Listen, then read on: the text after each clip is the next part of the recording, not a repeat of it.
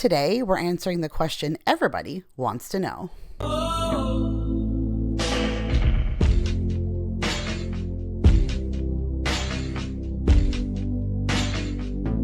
What is up, you guys? Welcome back to another video, and not just any video, a recipe video. So many of you guys asked me to share more of these kinds of videos. I do have an entire Cook With Me playlist, as well as meal prep videos and tons of other food-like content that I can link down in the description box for you. But I feel like time to put together videos like this does get a little time consuming, but today I have literally the easiest recipes that I was able to throw together in no time at all. And we're answering that question that I feel like everybody wants to know. What do I do with my overripe bananas? Most people fall to banana bread or banana muffins, but I found a couple of innovative ways for us to go ahead and use our overripe bananas. And then we're also going to make some jam. I scored some beautiful rhubarb at the store, and so we're going to make some strawberry rhubarb jam, and we're even going to use some of it to make little kinds of tartlets for my hubby. He loves anything kind of strawberry and berry flavor, and that little pie tartlet I know he's going to love. But we're going to start out with something healthy that was for me. So a recipe I had seen going around was a no-bake peanut butter cookie, where you just add like an egg and some peanut butter, and then you mix it together and it stays together, and you bake it in the oven, and it turns into a really yummy cookie. And it's supposed to be great because it's flourless and all of the goods, right? And so I was researching and I was thinking, how about if we add banana to that? So we're going to do a recipe where it's 1 banana to a 1/4 teaspoon of cinnamon to a 1/2 cup of peanut butter. So we're going to double it, 1 cup of peanut butter, and I'm using the Chipwrecked and the Brownie Toast Crunch. I don't think I'll have enough Chipwrecked for a full cup, but these are the American Dream nut butters that I love so much. I have a discount code in the description box if you want to check them out, but we're going to use a full cup of that, and then a full 1/2 teaspoon of this cinnamon. And then we might need a binding agent at the end, so you guys will see how that unfolds. But we were going to start off by using those few ingredients. I knew that it worked, that they're able to make this flourless peanut butter cookie, so I was going to figure it out. So I put 2 ripe bananas in a bowl. I used a potato masher so I can mash them and make sure that they were all blended and as soft as possible. And then now I'm just going to go ahead and I'm going to mix in that full cup of peanut butter. Now the peanut butter really depends on what it is that you're using. So you can use almond butter and cashew butter. Those are a little stiffer, so that would really help pull this together. One of these was a peanut butter and the other one was a cashew butter. But even after mixing it together, there's no way that was a dough ball where someone could have put that into a cookie. So I figured I would do 1 tablespoon of some kind of binding agent along with our cinnamon to try and get this to lock up a little bit. Now my coconut flour wasn't good anymore. I'm a little sad about that. If you wanted to keep this more low carb, you can use almond flour or coconut flour. All I had was all-purpose flour on hand. So I did end up using just 4 tablespoons of flour. That's it. But I just needed enough to just bind this a little bit more so it wasn't liquidy. And then now I'm going to just take my little mini muffin pan. I swear by this thing, you guys, best investment ever.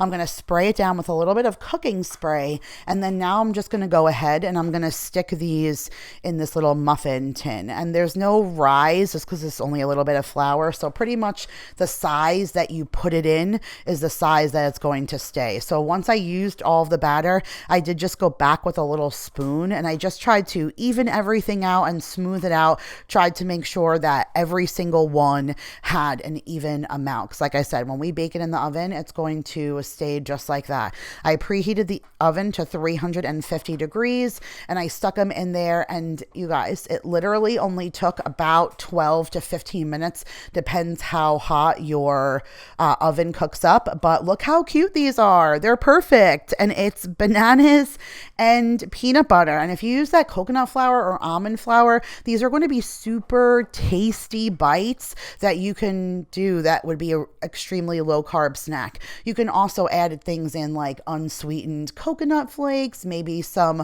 of the sugar-free chocolate chips or something like that. You really could switch this up a bit, but the health content in this is great. Even for me at 4 tablespoons of flour, I mean, this is still something healthier to snack on than anything else. And once they were done cooling on my cooling rack, I just put them in like a Tupperware that I'm keeping them in the fridge. Don't keep them out of the fridge.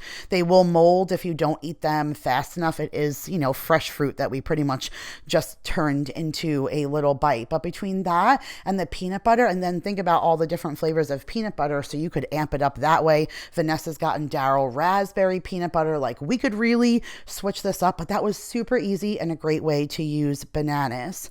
All right, so the next way is super silly, you guys, but I made banana pancakes. My kids love all flavored pancakes, like for everything. You put chocolate chips in it, right?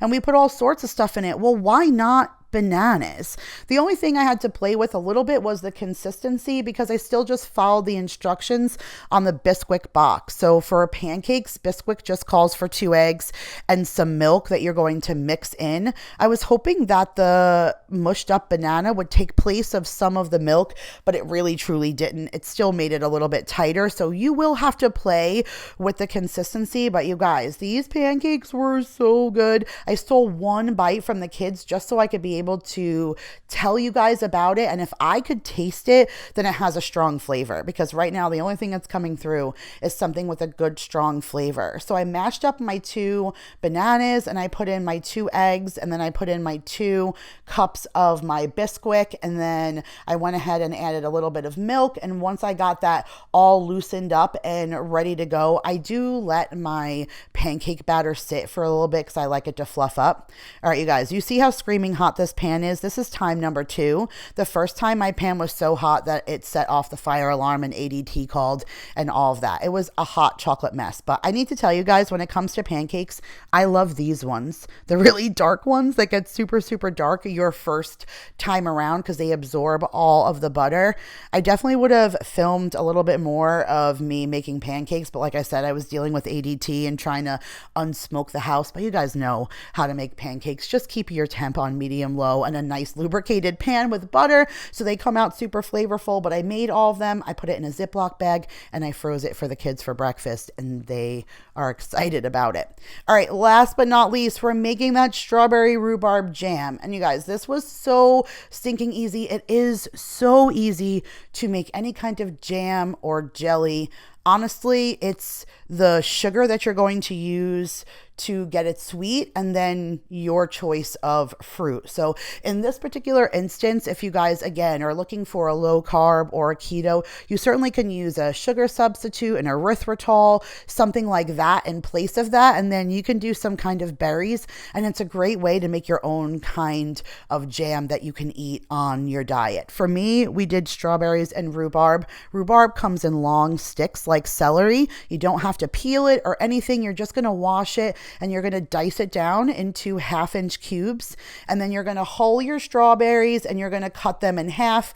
I did quarters just so that it would really cook down in the pot. And then you need lemon juice. That's it. So I put my rhubarb and strawberry into a pot, and then I mixed in 2 cups of sugar. I know, you guys, that looks like a lot of sugar. If you're going to do a substitute, like I said, you absolutely could, but this is to make a huge thing of jelly that nobody's going to eat like in one sitting. And then you're just going to put in 1 tablespoon of lemon juice. That's it. Give it a good mix, and it's going to boil down for an hour. And when it boils down, that's what you're left with. That's it, you guys. I literally did nothing else. I just let it stew, and then once it was done, you can use an immersion blender if you want it creamier, or that potato masher to take out some of the lumps. But then that's it, you guys.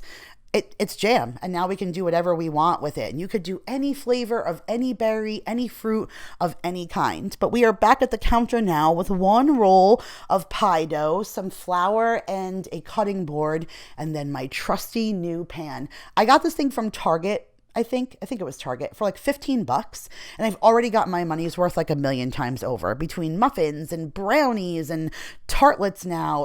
literally amazing. But throw a couple of tablespoons of flour onto your cutting board, and let's put half of that round pie dough. You'll see I use a pizza cutter. It's a great way to cut dough. Definitely cut off the very end if you're looking to make it more squared off, because obviously it's a round circle for pie crust, so it's going to be round at the end. And then what I did is I measured pieces on how exactly I would need pie crust pieces to fit in that little thing. And once I had one piece that I knew I cut to fit perfectly how I wanted it, I used that like a stencil, and I went back and just cut all the rest of the dough into those little pieces. This way, once all of that was done, then I could just go ahead and layer all of our pie pieces inside of the little holes, and then we would be ready to fill with jam. I did spray again with cooking spray. You don't need to, but I'm an over sprayer. I just hate when things stick. I feel like I waste food because I never put enough, and then things stick, and it drives my husband crazy. And so I like to just make sure that everything stays the way that it's supposed to be. So I started playing with it, and then I realized, Kira, that's silly. You're not going to get a whole pan of these. So do every other one so that these little flour dough pieces sticking up don't hit each other. And then once I used all of our little dough pieces, I had just enough to make a perfect little amount of pie crust. I just went back with our jam and filled them up. Now, again, these aren't going to rise or change. If you want to, you can take your little pieces and fold it over so it'll almost look like a muffin, but be a perfect little pie. I left them open. I thought they looked pretty like flowers. And then I just took an egg so that I can go ahead and do an egg wash on the edges. Now that helps them from burning while you're cooking the rest of the dough, but this is going to cook super fast. Normally a pie will take anywhere from 40 to 50 minutes depending on what your filling is, but in this case you're not going to need to do that because they're so small. So 20 minutes right on the nose was the perfect amount at 375 into the oven. So once everything got an egg wash, it went into the oven, and then while it was baking, I took the jam that was left and I just stuck it in a jar. I know my husband is going to be super excited. I think the next time that I go to the grocery store, I'm going to get English muffins.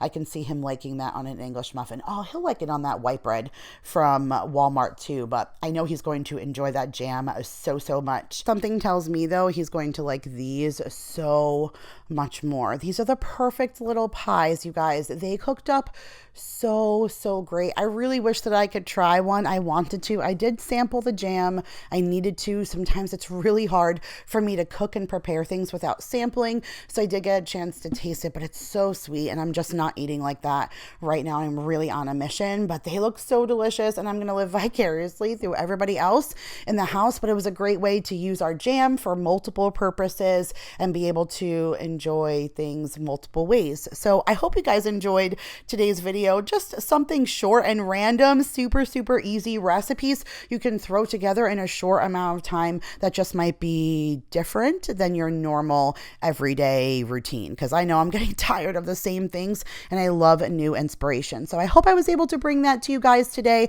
If you enjoyed, make sure to give it a huge thumbs up. Subscribe if you are new, and I will see you guys in the next one. Bye, you guys.